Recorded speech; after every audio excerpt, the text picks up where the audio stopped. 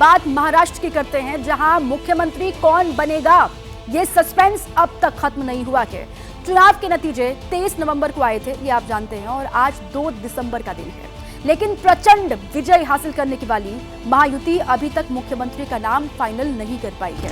इस बीच आज की बड़ी खबर आपको हम बता दें, महाराष्ट्र में आज सीएम का नाम फाइनल हो सकता है कि मुख्यमंत्री कौन बनेगा महाराष्ट्र का, इससे पर्दा आज के दिन उठ सकता है कहा जा रहा है, क्योंकि ऐसा बताया जा रहा है मुंबई में आज बीजेपी विधायक दल की बैठक हो सकती है, उसमें नए मुख्यमंत्री के नाम पर मुहर लग सकती है। इन सब के बीच कार्यवाहक मुख्यमंत्री एकनाथ शिंदे सतारा से ठाणे वापस लौट चुके हैं। उन्होंने एक बार फिर दोबारा अपनी भूमिका साफ की है। पीएम मोदी और अमित शाह सीएम पद को लेकर फैसला करेंगे, ये बात उन्होंने फिर से रिपीट की है।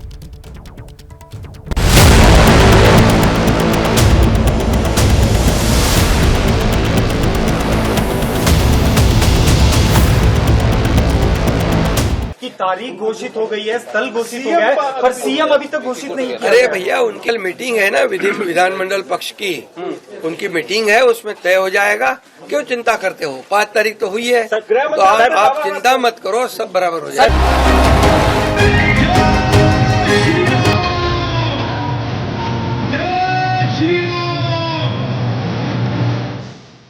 महाराष्ट्र के कार्यवाहक मुख्यमंत्री एकनाथ शिंदे अपने पैतृक गांव चले गए थे, जहां उनकी तबीयत खराब हो गई थी।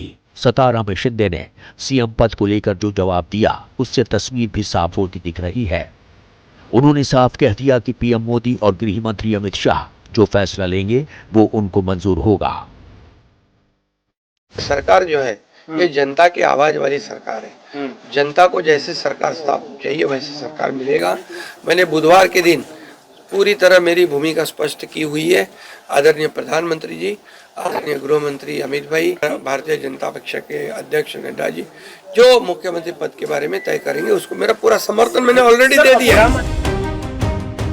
शिंदे के बयान से महाराष्ट्र की गद्दी पर कौन बैठेगा, इसके बारे में कयास लगाए जाने लगे हैं। चुनाव नतीजों के बाद से ही सीएम पद को लेकर शिंदे की नाराजगी की खबरें आ रही थीं। हालांकि उन्होंने खारिज भी कर दिया था, लेकिन आज बार बार कुरेदे जाने पर भी शिंदे ने महाराष्ट्र की विकास की कहानी बता डाली। इतनी योजनाएं 2.5 साल में करने वाली ये ऐतिहासिक सरकार है, और ये सुनहरी अक्षरों में लिखा जाएगा। ये सर्वसामान्य आम आदमी का सरकार है, गरीब का सरकार है, ये हम बोलते थे, वैसे करके दिखाया है। इसलिए 2.5 साल में उन्होंने हमें इतना बड़ा आशीर्वाद दिया है कि पूरी तरह विपक्ष को विपक्ष नेता भी नहीं मिला। दरअसल महायुति सरकार में मंत्रालय बंटवारे को लेकर पेंच फंसा है। सूत्रों के मुताबिक गृह मंत्रालय और वित्त मंत्रालय किसके पास रहेगा, इस पर खींचातानी हो रही है। विपक्ष भी हमले कर रहा है। संजय राउत तो लगातार महायुति को निशाने पर लिए हुए हैं। उन्होंने कहा कि बहुमत होने के बाद भी महायुति नेता नहीं चुन पा रही है। अब ये जो केयर टेकर गवर्नमेंट है वो भी संविधान के खिलाफ चल रही है। 10 दिन हो चुके हैं, उनके पास भारी बहुमत है, भारी शैतानी बहुमत, फिर भी अब तक ये लोगों ने राजभवन में जाकर सरकार बनाने का दावा नहीं किया है। विधायक दल का नेता नहीं चुन पाए हैं। 10 दिन हो गए। संजय राउत ने महायुति पर हमला बोला तो बीजेपी भी भला कहां चुप रहती। उसने भी लगे हाथों राउत पर चुटकी ले ली। संजय राउत के इंतजार का 5 दिसंबर को अंत होगा।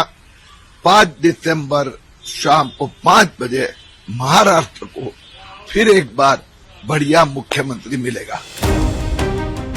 हालांकि एकनाथ शिंदे सीएम रहेंगे या नहीं ये जल्द तय हो जाएगा, लेकिन ये दावा जरूर किया कि उन्होंने महाराष्ट्र के विकास के लिए कभी छुट्टी नहीं ली।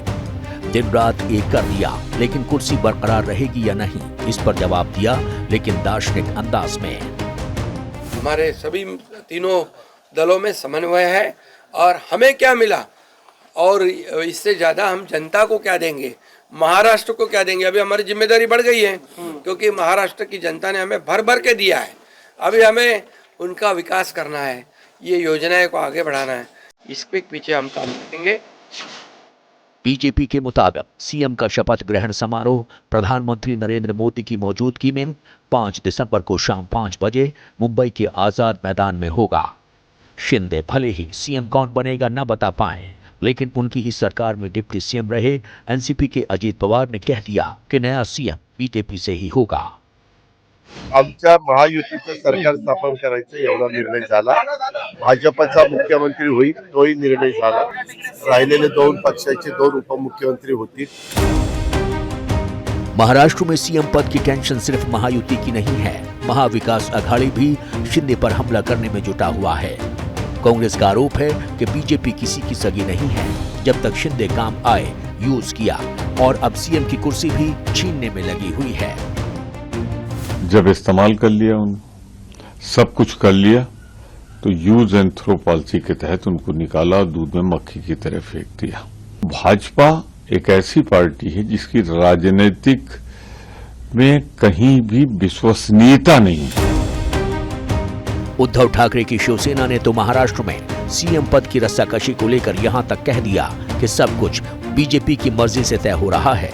संविधान को दरकिनार कर दिया गया है। सीएम कोई भी बने, लेकिन शिवसेना, बीजेपी और एनसीपी अपने मतभेदों को बाहर आने नहीं देना चाहती। यही वजह है कि शिंदे की तबीयत के बारे में जानकारी के लिए देवेंद्र फडणवीस ने उनको फोन भी किया। कयास लगाए जाने लगे कि लगता है सुलह हो गई है, लेकिन बात आई गई हो गई।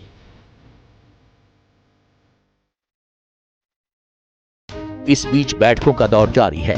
5 दिसंबर को मुंबई के आजाद मैदान पर महाराष्ट्र का नया मुख्यमंत्री शपथ लेगा, लेकिन ये कौन होगा, आधिकारिक तौर पर कोई भी अब तक ये नहीं बता पा रहा है। मतलब सस्पेंस का दौर अभी जारी है।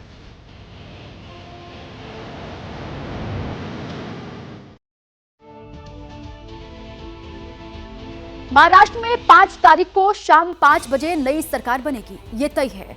मुख्यमंत्री बीजेपी का बनेगा, ये भी तय है। लेकिन वो सीएम फडणवीस ही होंगे या कोई और होगा, और एकनाथ शिंदे डिप्टी सीएम बनेंगे या फिर नहीं बनेंगे। अगर नहीं बने, उनकी तरफ से कौन बनेगा डिप्टी सीएम, यानी सस्पेंस है जो खत्म होने का नाम नहीं ले रहा। इस बीच अपडेट यह है कि आज एकनाथ शिंदे भी एक अहम बैठक करने वाले हैं। शिंदे आज अपनी पार्टी के जो विधायक और नेता हैं उनके साथ मुलाकात करेंगे। सबकी नजरें इस बैठक पर बनी हुई हैं। हालांकि शिंदे कल ही कह चुके हैं कि मुख्यमंत्री कौन होगा इसका फैसला मोदी और अमित शाह लेंगे। कोई भी मुख्यमंत्री बने उसे उनका समर्थन रहेगा। महायुति में कोई भी मतभेद नहीं है।